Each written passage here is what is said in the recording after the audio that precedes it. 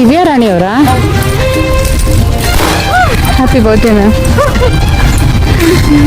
ಈ ಸುದಿನ ನಿನ್ನ ಜನ್ಮದಿನ, ಸಂತೋಷದ ಶುಭ ಸುದಿನ.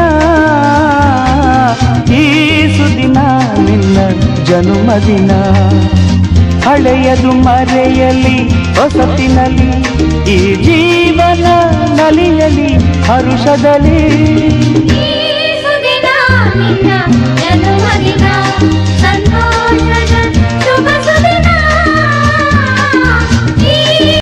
ಸರ್ಪ್ರೈಸ್ ಯಾರು ಕೊಟ್ಟಿದ್ದು ಗೊತ್ತಾಯ್ತಾ?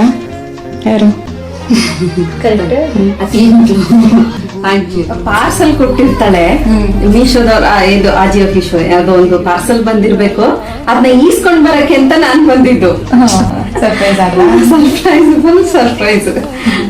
ಗುಡ್ ಸರ್ಪ್ರೈಸ್ ಇವೆಂಟ್ಗೆ ಆಲ್ ದಿ ಬೆಸ್ಟ್.